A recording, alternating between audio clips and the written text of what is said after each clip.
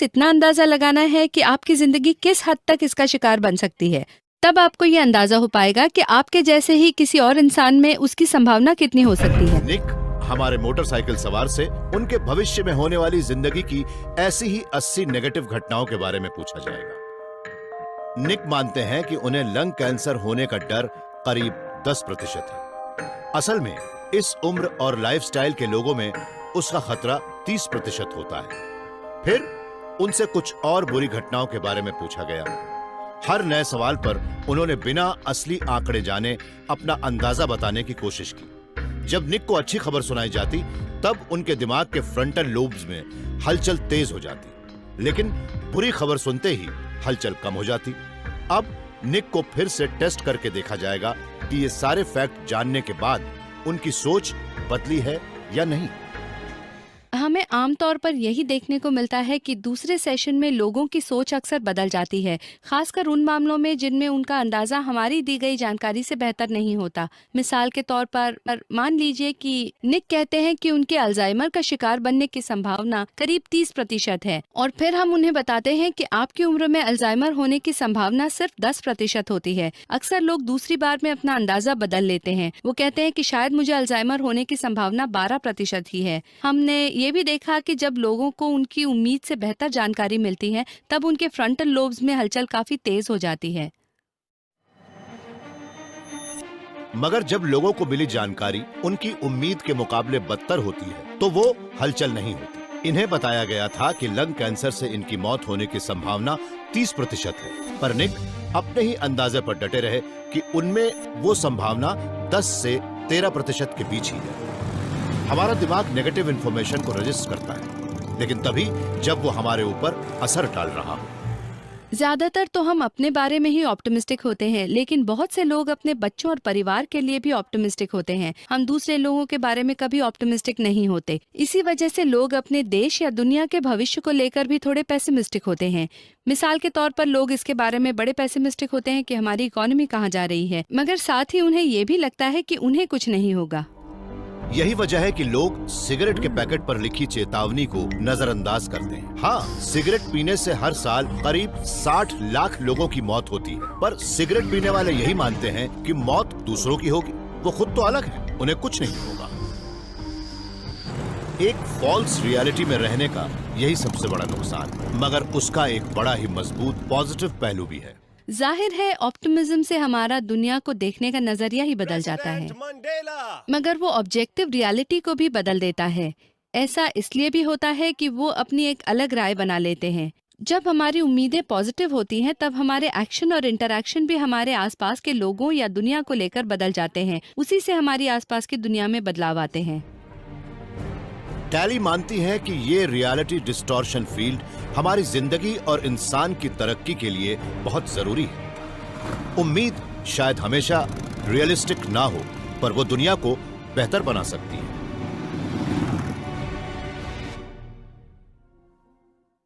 हम कई सच्चाइयों के साथ जीते हैं। हमारे दिमाग में एक सच्चाई होती है और वो सच्चाई भी होती है जो हम दूसरों से शेयर करते हैं।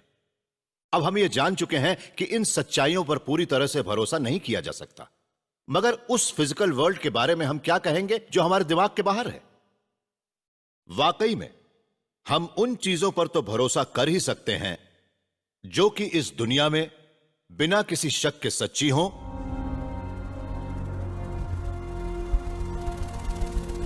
या फिर ना हो।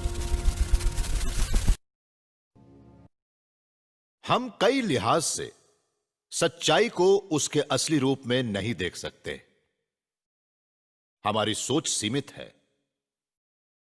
हमारा दिमाग सच को डिस्टॉर्ट कर देता है। क्या हम कभी जान पाएंगे कि सच क्या है? आज साइंस भी इसी कोशिश में जुटी है कि वो कुदरत की इस मुश्किल पहेली को हल करके सच्चाइयों को जान सके। मगर हम कितने कामयाब हो पाए हैं? अगर हम अंतरिक्ष के एक पूरे एक्स्ट्रा डायमेंशन को ही नहीं देख पा रहे हों, तब दो तरह के फिजिसिस्ट होते हैं, थियोरिटिशियन तो वो होते हैं जो जांचे परखे अंदाजों के आधार पर बताते हैं कि दुनिया इस तरह से कैसे काम कर रही है, जबकि एक्सपेरिमेंटलिस्ट वो होते हैं जो किसी चीज को तोड़ कर देखते हैं कि उसके अंदर क्या है। स्टीव नान भी एक ऐसे ही एक्सपेरिमेंटलिस्ट हैं। मैं तो मानता हूं कि सच्चाई बिल्कुल सच्ची है, मगर इसका यह मतलब बिल्कुल नहीं है कि हम उसे समझते भी हैं। जब हम दुनिया के पहले नक्शों को देखते हैं तो हमारा ध्यान सबसे पहले इसी बात पर जाता है कि उसमें बहुत सी चीजें हैं ही नहीं, मगर हमने जैसे जैसे खोज की हमारे नक्शे भी लगातार ज्यादा से ज्यादा बेहतर होते गए और हमने अमेरिका, अंटार्कटिक और ऑस्ट्रेलिया जैसे महाद्वीपों की खोज भी कर ली। आज सैटेलाइट की वजह से हमारे नक्शे बिल्कुल एक्यूरेट भी हो गए हैं, लेकिन जब सच्चाई को गहराई में जाकर देखने की बात आती है तब हमारी हालत भी उन शुरुआती नक्शों जैसी ही होती है। फिजिसिस्ट आज जिनेवा में लगे लार्ज हैड्रॉन कोलाइडर की मदद से सच्चाई को सब एटॉमिक लेवल पर माप रहे हैं। LHC दुनिया का सबसे बड़ा माइक्रोस्कोप है। वो प्रोटॉन को लाइट की स्पीड के 99.9999999% पर टकरा रहा है। स्टीव भी साइंटिस्ट्स की उस छोटी सी सेना के एक सिपाही थे जिसने जुलाई 2012 में हिग्स फील्ड की खोज की थी। हिग्स फील्ड की वजह से ब्रह्मांड में मैटर का वजूद है, मगर यह शानदार खोज शायद शुरुआत भर है। अभी LHC से शायद बहुत सी और चौंकाने वाली चीजें मिलेंगी। शायद कुछ नई और अनजान सच्चाइयों को जानने के दरवाजे भी खुल जाएंगे। स्पेस और टाइम के शायद कई और डायमेंशन हो जिनके बारे में हम जानते ही नहीं, और वो डायमेंशन जो फिजिक्स के एक सबसे बड़े रहस्य से भी पर्दा हटा दें। 4 ऐसी फंडामेंटल फोर्सेस हैं जो हर चीज को चलाती हैं जिन्हें हम जानते हैं। एक तो है इलेक्ट्रोमैग्नेटिक फोर्स, इसके अलावा स्ट्रॉन्ग फोर्स और वीक फोर्स भी हैं। इन तीनों के अलावा वो भी है जिसके बारे में हम बहुत कम जानते हैं, ग्रेविटी। ग्रेविटी बाकी तीनों फोर्सेस के मुकाबले कई करोड़ करोड़ करोड़ गुना कमजोर होती है। मगर ग्रेविटी ऐसी क्यों है, वो इतनी कमजोर कैसे है? ये एक ऐसा सवाल है जिसका जवाब हम LHC से ढूंढना चाहते हैं। बहुत से फिजिसिस्ट मानते हैं हम जिन 3 डायमेंशन को देख रहे हैं वो एक ज्यादा बड़े ब्रह्मांड के टुकड़े हैं। हम अभी जिस डायमेंशन को नहीं जानते उसमें ग्रेविटी भी शायद बाकी तीनों फोर्सेस जितनी दमदार है। इसका सबूत शायद हमें जाने पहचाने पार्टिकल्स के हाई एनर्जी क्लोन से मिलेगा। मान लीजिए कि हमें कुछ नए पार्टिकल मिल जाते हैं जो उन पार्टिकल्स के ही रिश्तेदार हैं जिन्हें हम बहुत पसंद करते हैं और जानते हैं कि वो ज्यादा मास वाले हैं।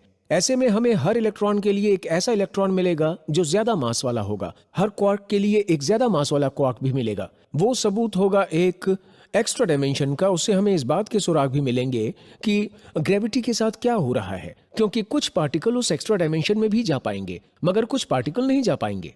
लेकिन अगर हम उस एक्स्ट्रा डायमेंशन में और आगे जाएं तो वहां पर ग्रेविटी भी बाकी की फोर्सेस जितनी ही मजबूत नजर आती है। उस छिपी हुई सच्चाई में सब कुछ अलग होगा, और एक बात तो तय है, सब कुछ भारी भी होगा। आप इस बास्केटबॉल को ले लीजिए। मान लीजिए कि ये एक ऐसा पार्टिकल है जो एक्स्ट्रा डायमेंशन में भी जा सकता है। अगर ये उस जगह पर आती है जहां एक्स्ट्रा डायमेंशन है और मैं इसे गिराता हूं तो ग्रेविटी इसे नीचे खींचती है, लेकिन जमीन इतनी सख्त है कि वो इसे वापस ऊपर धकेल देती है। अब हम मान लेते हैं कि हम उस एक्स्ट्रा डायमेंशन में एक ऐसी जगह पर जाते हैं जहां ग्रेविटी बहुत मजबूत है। अगर मैं यहां इसे गिराता हूं तो इसे सख्त जमीन नहीं मिलती और बॉल सीधे जमीन के पार चली जाती है। इधर जिनेवा के लार्ज हैड्रॉन कोलाइडर में जल्दी ही विंग्स एक दूसरे से इतनी ताकत से टकराने लगेंगे कि हमें यह पता लग जाएगा कि वो भारी ग्रेविटी वाला डायमेंशन असल में है भी या नहीं। LHC इन थियरियों को सही या गलत साबित करके हमारी पुरानी सोच को बदल सकता है। मैं किसी का पक्ष नहीं ले रहा। मेरा काम है यह पता लगाना कि वहां क्या सचमुच है और क्या नहीं है। कई अलग अलग तरह की संभावनाएं हैं। हम पुराने जमाने के नक्शा बनाने वालों की तरह नई नई जगहों को ढूंढ रहे हैं और सच्चाई का एक असली नक्शा बनाने की कोशिश कर रहे हैं। ब्रह्मांड में शायद उससे भी ज्यादा डायमेंशन हो जितना हम जानते हैं, मगर एक और बड़ी अनोखी संभावना भी हो सकती है। अगर वहां हमारी उम्मीद से कम डायमेंशन हुए तो क्या यह नहीं हो सकता कि हमें वहां उम्मीद से कहीं कम सच्चाई मिले? हम जिस दुनिया में रह रहे हैं वो कारण और परिणाम पर आधारित है। ऐसा लगता है कि हम ब्रह्मांड के व्यवहार को जानते हैं, मगर गहराई में सब एटॉमिक लेवल पर सच्चाई लगातार बदलती रहती है। हम जिस दुनिया को जानते हैं उसमें आ जाती है और सारी सच्चाइयां एक साथ होती हैं, और उन घटनाओं के नतीजे कोई नहीं जानता। क्या कोई चीज एक ही वक्त में दो जगहों पर हो सकती है? क्या कहीं से अचानक कोई चीज प्रकट हो सकती है? हम जिस सच्चाई में रहते हैं उसमें तो नहीं, मगर कुदरत ने कई परतें बना रखी हैं। जब हम उसे ज्यादा करीब से देखते हैं तो हम जिस सच्चाई को जानते हैं वो बिखर जाती है और जादू सच लगने लगता है। ये देखिए, मैं आपको हाथ की सफाई दिखा रहा हूं। आप सिक्के पर नजर रखिए, हाथ का अंदाजा लगाइए। तैयार हैं? मैं फिर से करता हूं, ध्यान से देखिएगा। डेविड टोंग कोई प्रोफेशनल जादूगर नहीं है। ये Cambridge university centre for mathematical sciences में एक थियोरेटिकल फिजिसिस्ट हैं, जहां ये क्वांटम वर्ल्ड के जादू की स्टडी कर रहे हैं। ओके, अपनी डिफेंस में मैं ये कह सकता हूं कि ये क्वांटम अनसर्टेनिटी की एक मिसाल है। हम इलेक्ट्रॉन जैसे पार्टिकल के बारे में दावे से नहीं कह सकते हैं कि वो अगले पल कहां जाने वाला है। सच तो ये है कि हम जब तक सच्चाई के फंडामेंटल लेवल तक पहुंचते हैं तब तक सब कुछ इल्यूजन जैसा नजर आने लगता है। ये सब एटॉमिक वर्ल्ड जो सच्चाई का सबसे छोटा लेवल है, वहां इलेक्ट्रॉन और प्रोटॉन जैसे पार्टिकल कॉमन सेंस के नियमों का पालन नहीं करते। वो पालन करते हैं क्वांटम मैकेनिक्स के नियमों का। मान लीजिए कि आप इलेक्ट्रॉन जैसा एक पार्टिकल लेते हैं और उसे अपने हाथ में पकड़ने की कोशिश करते हैं, मगर इसकी कोई डेफिनेट पोजीशन नहीं होती है, बल्कि ये फैला हुआ होता है, ये अनिश्चित होता है। जब तक इसे देखते नहीं है तब तक ये प्रोबेबिलिटी की वेव जैसा होता है। लेकिन जैसे ही हम इसे देखते हैं ये हमें सच लगने लगता है, ये हमारे हाथ में एक खास पोजीशन में आ जाता है। लेकिन जैसे ही हमारी नजरें हटती हैं, एक बार फिर से अनसर्टेनिटी हावी होने लगती है और फिर से ये फैलने लगता है और एक बार फिर से प्रोबेबिलिटी की वेव में बदल जाता है। क्वांटम वर्ल्ड में किसी पार्टिकल की खूबियां इस बात पर निर्भर करती हैं कि आप कौन सा एक्सपेरिमेंट कर रहे हैं। हम उस पार्टिकल की पोजीशन अपनी पसंद की एक्यूरेसी से माप सकते हैं और उसकी स्पीड भी, मगर हम ये दोनों चीजें एक साथ कभी नहीं माप सकते। इसी तरह से इलेक्ट्रॉन या तो एक पार्टिकल नजर आता है या एक वेव, पर एक ही समय पर दोनों एक जैसे कभी नहीं। क्वांटम ऑब्जेक्ट बड़े ही धुंधले होते हैं, साए के किनारों की तरह। यह बात बड़ी अटपटी तो लगती है, मगर कुदरत फंडामेंटल लेवल पर इसी तरह से काम करती है। क्वांटम मैकेनिक्स हमारे पास ब्रह्मांड को जानने समझने के लिए आज तक की सबसे अच्छी साइंटिफिक थियरी है। यह कभी गलत साबित नहीं हो पाई, मगर यह हमें कहां ले जा रही है? आखिर असली सच्चाई क्या है? हमारे पास अभी क्वांटम मैकेनिक्स की जो थियरी है वो तो यही कहती है कि हम इसका जवाब कभी नहीं पा सकेंगे, क्योंकि हम कभी पूरे यकीन के साथ सारे क्वांटम ऑब्जेक्ट्स की खूबियों को नहीं माप सकते। ये भी प्लेटो की गुफा वाली कहानी जैसी ही है। 2000 साल पहले ग्रीक फिलोसोफर प्लेटो ने कहा था कि हम शायद कभी असली सच्चाई का मतलब नहीं जान पाएंगे। उन्होंने कहा था कि हमारी हालत तो जंजीरों में जकड़े गुफा में बंद उन कैदियों जैसी ही है जो सिर्फ दीवार को देख सकते हैं।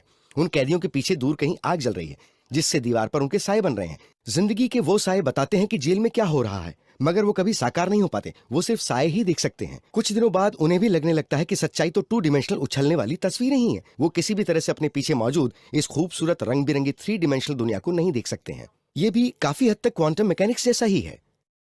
हम कभी भी क्वांटम वेव के बारे में सब कुछ नहीं जान सकते, हम कभी उसके अंदर की सारी जानकारी को नहीं माप सकते। हम सिर्फ उससे निकलने वाले सायों को ही देख सकते हैं जो हमारे लिए असली सच्चाई है। डेविड कहते हैं कि सच्चाई शायद इससे भी ज्यादा चौंकाने वाली है। दीवार पर बनने वाले वो साए ही असली सच्चाई हो सकते हैं। यही है होलोग्राफिक प्रिंसिपल का आधार। मैथमेटिशियंस ने एक ब्लैक होल से मिलने वाली जानकारियों का हिसाब लगाने की कोशिश की थी। उन्होंने देखा कि उसकी मात्रा उसके सरफेस एरिया की प्रोपोर्शनल है, उसके वॉल्यूम की नहीं। उनका कहना था कि अगर एक ब्लैक होल के साथ ऐसा हो सकता है तो वही बात शायद अंतरिक्ष की दूसरी जगहों पर भी लागू होती हो सकता है कि अभी हम सभी एक ब्लैक होल के अंदर हों और हमें यह बात मालूम भी ना हो सकता है कि सच्चाई 2 डायमेंशनल ही हो। चलिए मान लेते हैं कि ब्रह्मांड में मौजूद हर चीज अपने आप में जानकारी है, जैसे कि दीवार पर रखी इन किताबों में लिखी जानकारियां हैं। जब किताबें इस तरह से रखी रहती हैं तब ये 2 डिमेंशनल नजर आती हैं, मगर जब मैं इन्हें निकालकर खोलता हूं तब ये 3 डिमेंशनल दिखने लगती हैं। जानकारी 3 डिमेंशनल होती है। होलोग्राफिक प्रिंसिपल कहता है कि ये एक भ्रम है। सिर्फ यही नहीं बल्कि मैं, आप, पृथ्वी, तारे, ब्रह्मांड, सब कुछ जो भी 3 डिमेंशनल है वो असल में एक इल्यूजन है। असली सच्चाई सिर्फ दीवार पर रखी किताबें हैं। सच्चाई सिर्फ 2 डिमेंशन में ही होती है। इससे यह भी पता लगता है कि क्वांटम ऑब्जेक्ट्स हमें धुंधले क्यों लगते हैं। वो सिर्फ प्रोजेक्शन है जो 3 डायमेंशनल स्पेस में होते ही नहीं। हमें तो यही लगता है कि ये 3 डिमेंशनल दुनिया असल में ब्रह्मांड में किसी जगह से होने वाला एक प्रोजेक्शन है, जिससे वो अंतरिक्ष बना है, जिसे हम देख पा रहे हैं। ऐसा लगता है कि प्लेटो के वो कैदी शायद सही थे, वो साए सच्चाई थी, उनके पीछे जो कुछ भी था वो सिर्फ इल्यूजन था। अभी दावे से यह बात नहीं कही जा सकती कि होलोग्राफिक प्रिंसिपल असल में सच्चाई का एक जेन्युइन डिस्क्रिप्शन है या वो थियोरेटिकल फिजिसिस्ट का एक शेयर्ड डिल्यूजन है। मगर क्वांटम वियर्डनेस का एक और एक्सप्लेनेशन हो सकता है। अगर ये मान लिया जाए कि सच्चाई इसलिए धूमिल दिखती है कि वो कभी थी ही नहीं, तो कुछ साइंटिस्ट्स मानते हैं कि हमारी सच्चाई असल में जानबूझकर बनाई गई एक इल्यूजन हो सकती है। साइंस के टूल्स की मदद से हम आज रचना के विशाल ढांचे की झलक देख सकते हैं, मगर बहुत सी चीजों को हम नहीं देख सकते। आखिर सच का पता लगाना इतना मुश्किल क्यों है? शायद इस वजह से कि हम जिस ब्रह्मांड में रहते हैं वो एक बहुत बड़ी सच्चाई का छोटा सा हिस्सा है,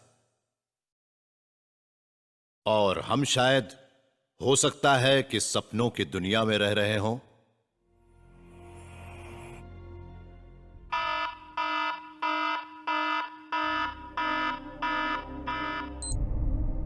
आपने कभी रिकर्सिव सपना देखा है? वो सपना जिस सपने के अंदर भी सपना हो।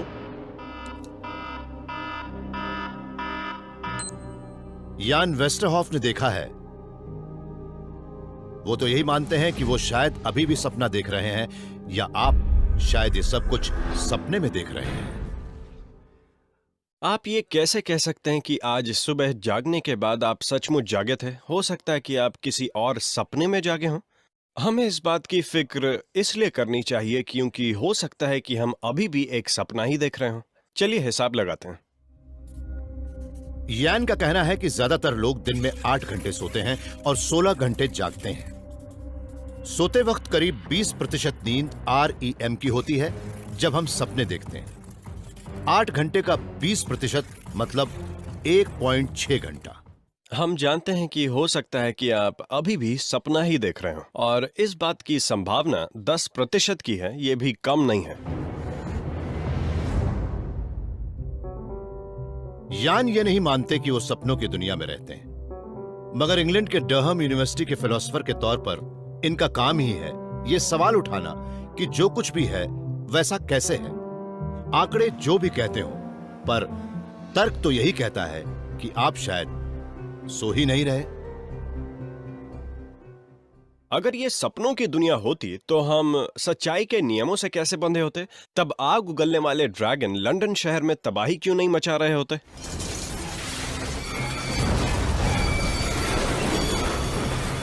खैर, वो ऐसा नहीं कर रहे। आपने अभी जो देखा वो भ्रम था।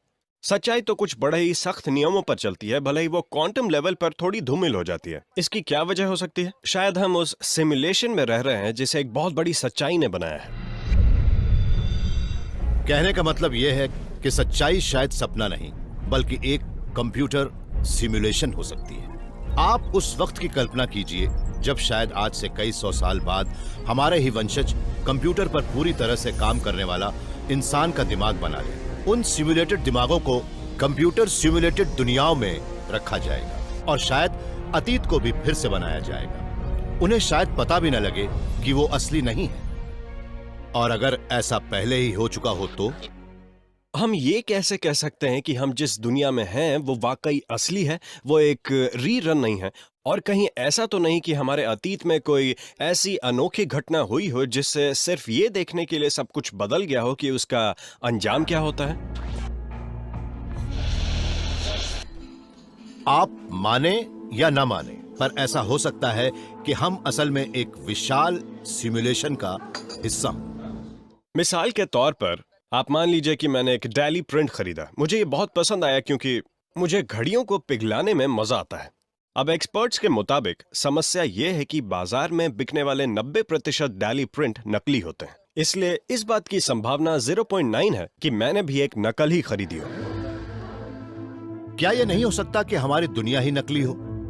कुछ लोग मानते हैं कि इसकी संभावना 20% तक हो सकती है, मगर यान का कहना है कि प्रतिशत ज्यादा मायने नहीं रखता।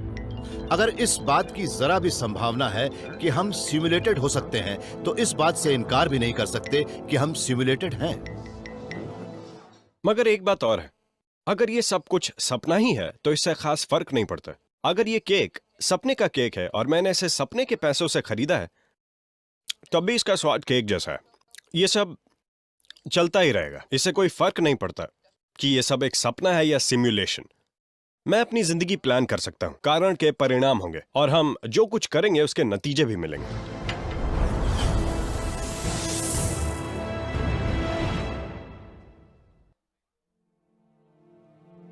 क्या सच्चाई असली है?